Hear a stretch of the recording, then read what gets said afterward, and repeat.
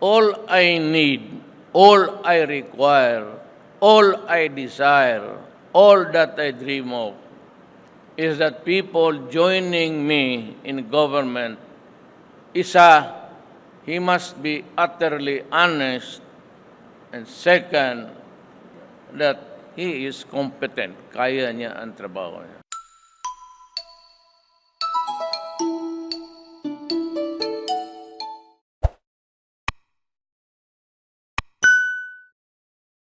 Thank you for the courtesy.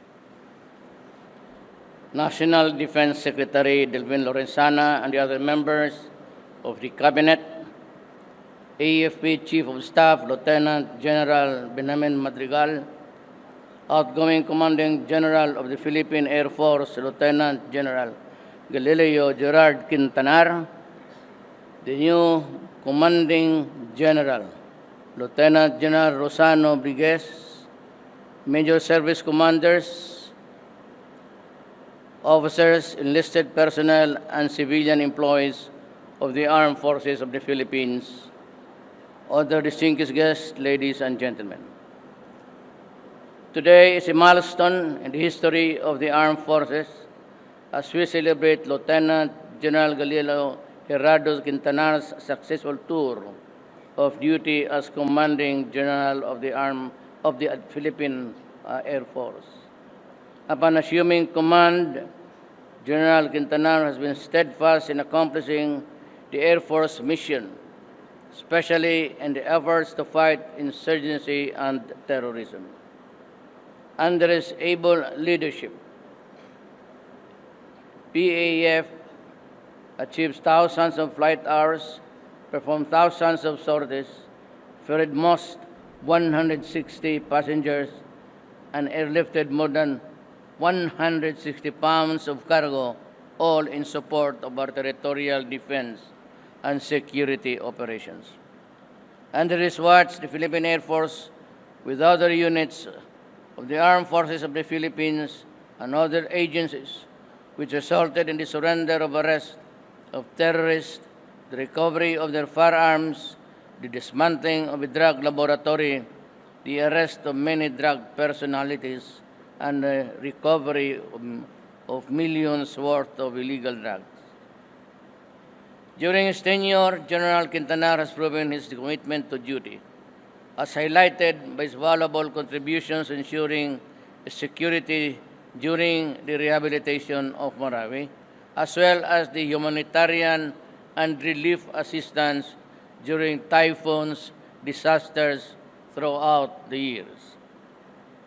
All these attest to the exemplary leadership of General Quintanar and the collaborative efforts of the valiant men and women of the Philippine Air Force.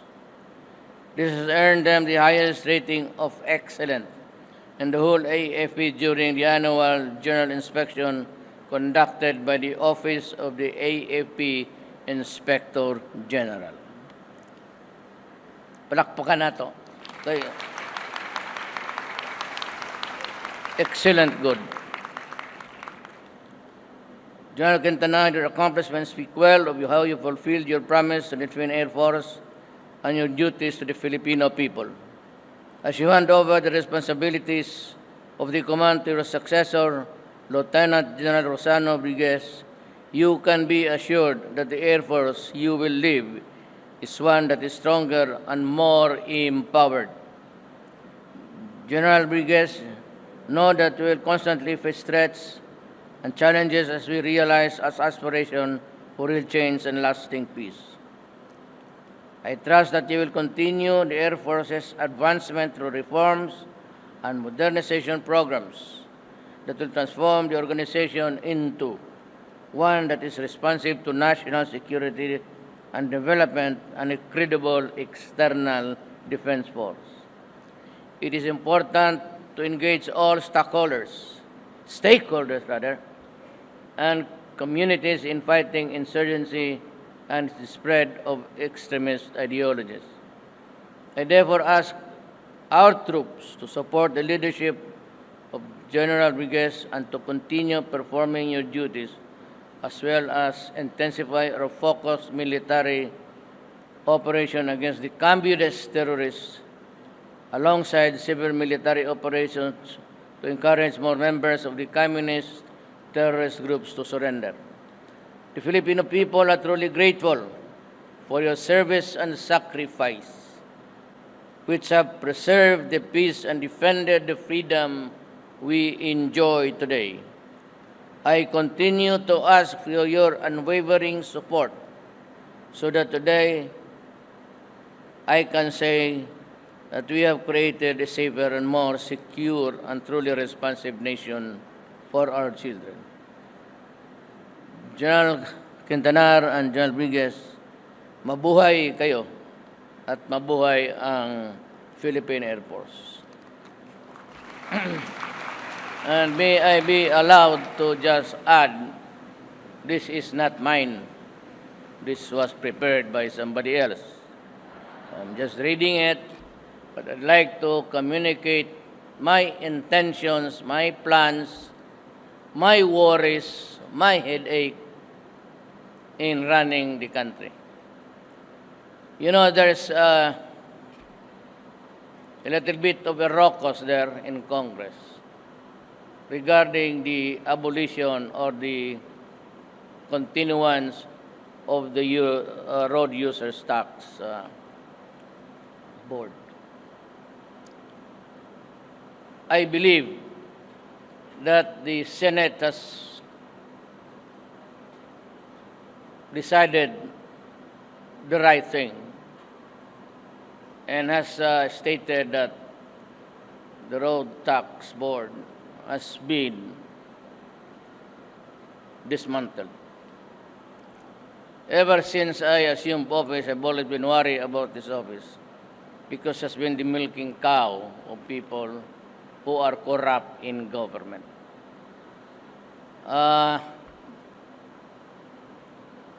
Ever since, I've really questioned the existence of this office. It is nothing but a depository of money and for corruption. Walang ibang purpose yan. And I agree with the others and the senators that it is time to abolish it and return that function to the DPWH.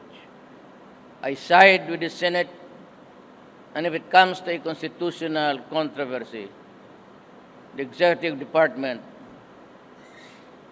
will side with the Philippine Senate in its interpretation of the law that the process has been completed, that it has been sent to the Senate for approval, and on time it was signed. This is in the matter of abolishing the road tax. Wag na lang natin, I've always been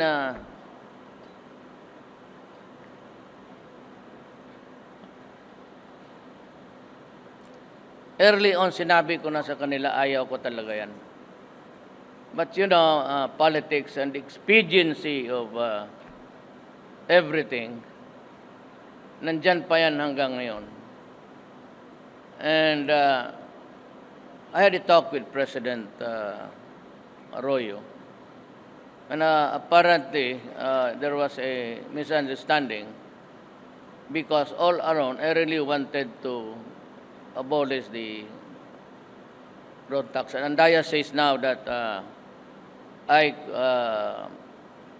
was one of those who said that it should be maintained. No. Nagkamali sila doon. My feelings about that board was at its strongest against its being there. So walang ginawa yan kung hindi makurap.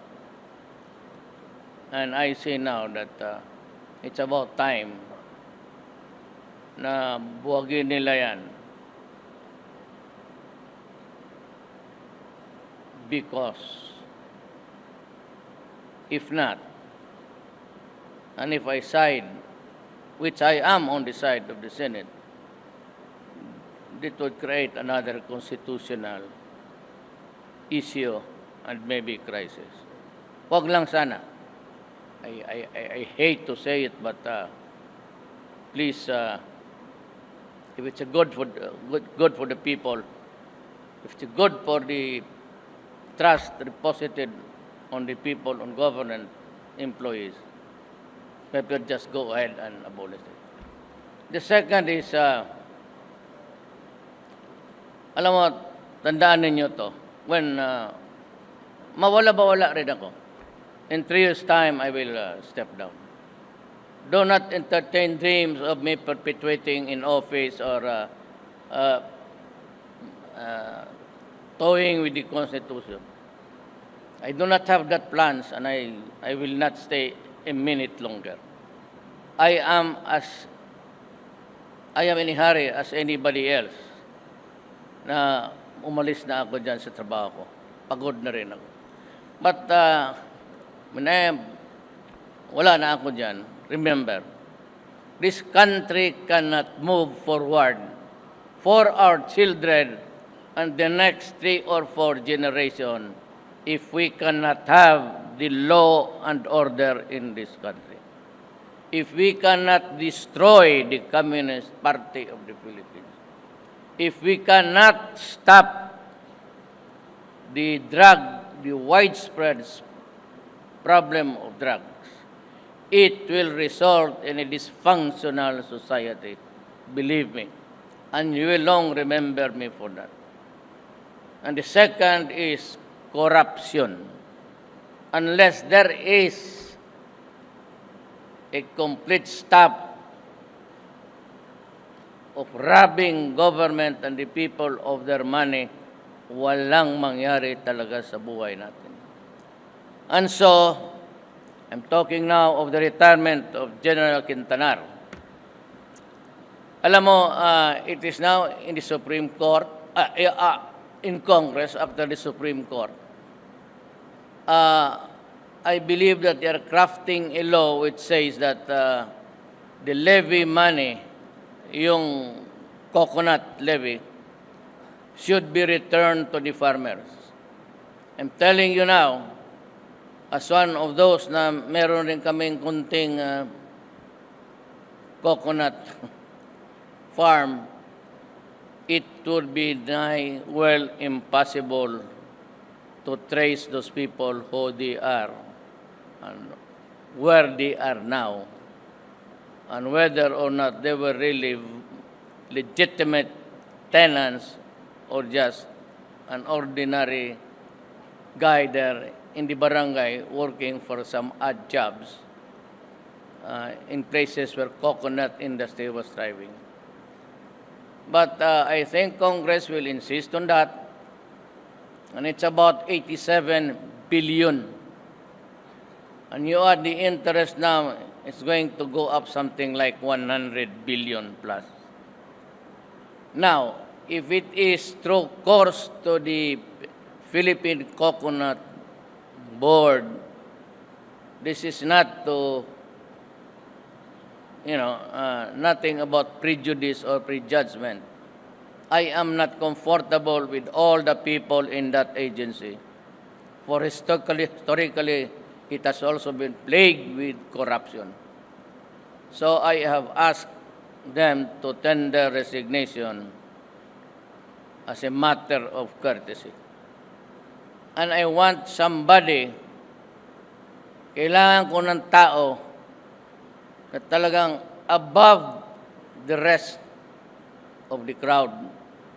Taong malinis, kasi bilyon yan. Huwag sanang mawala. At kung hindi man lang maibigay doon sa mga tao na karapat-dapat maghawak sa pera, then we might as well reserve that money for the future generation of farmers.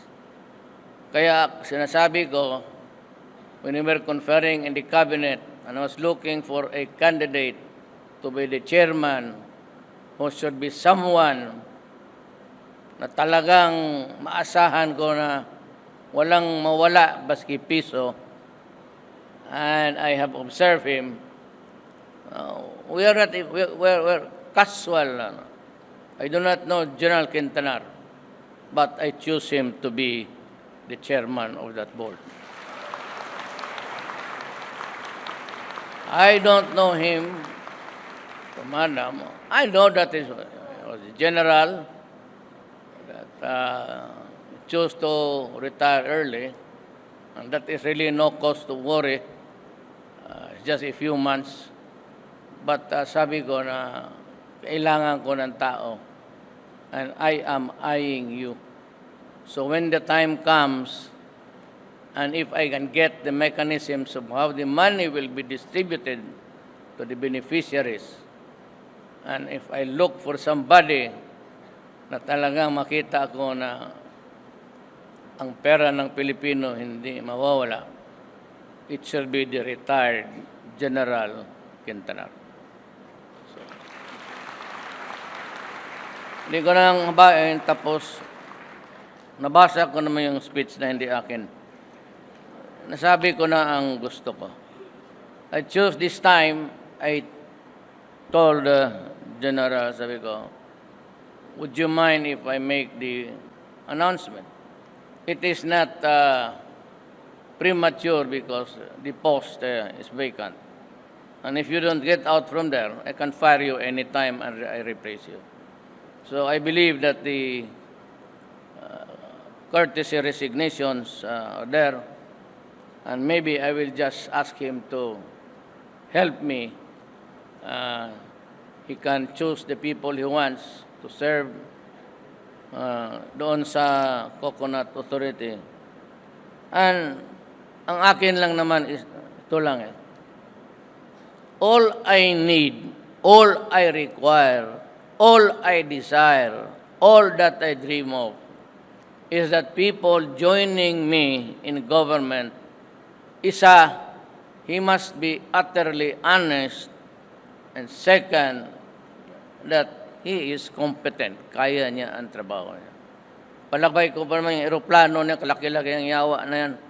Ang hirap yan. Ito, ano lang, ledger lang man pati journal. All you have to do is just to keep an eye, and just at the end of the day, kwentahin mo lang yan, look at the papers, and see to it that the Filipino is protected. Maraming salamat po.